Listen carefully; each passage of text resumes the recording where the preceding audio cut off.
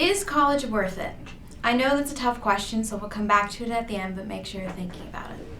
So we don't smoke because we're told that smoking's bad for our lungs, and we eat an apple a day because that's supposed to keep the doctors away, and we stop at stop signs and follow the speed limit because that's what makes us a good citizen.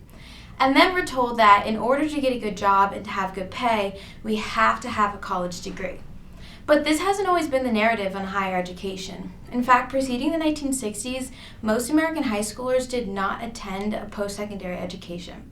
But with automation and technological advancements, it made it difficult to find skilled labor jobs.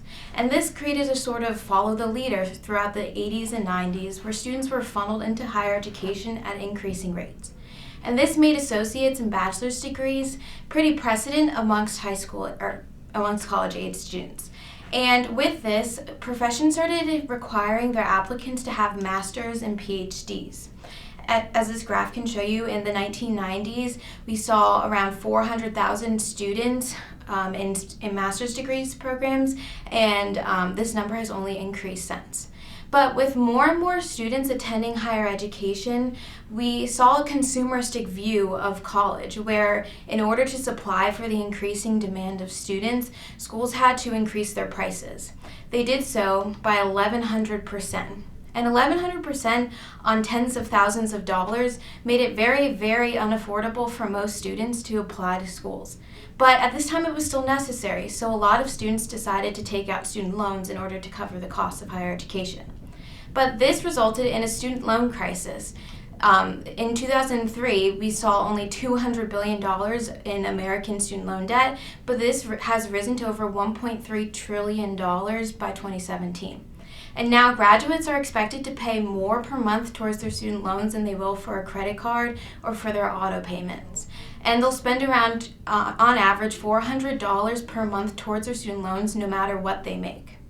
And this is affecting the millennial population a lot because 22% of them live in poverty, and the median household income for millennials is only $39,000. And this is keeping them from participating in the economy in ways that we would like, such as buying a house or buying a car, and women are even pushing off having children until a later age because they can't afford it.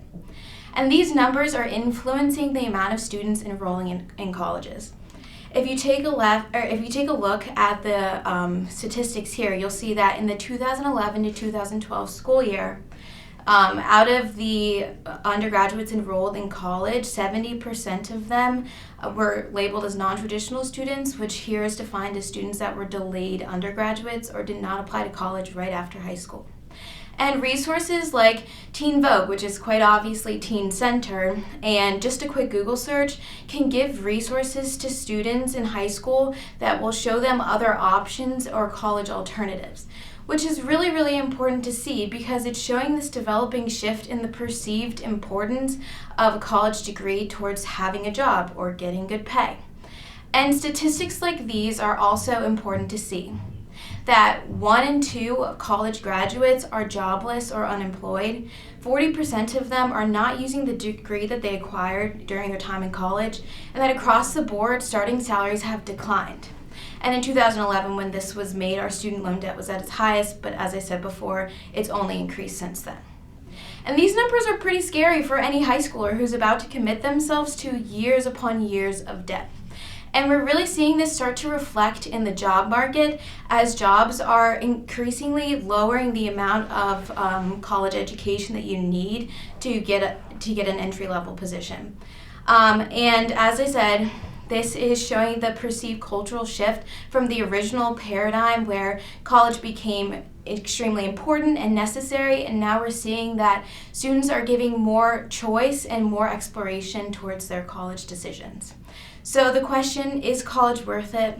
Well, that one's up to you guys, but in future years we will start to see a decline in the amount of students pursuing a college education, and that's much different than it was in previous years. Thank you.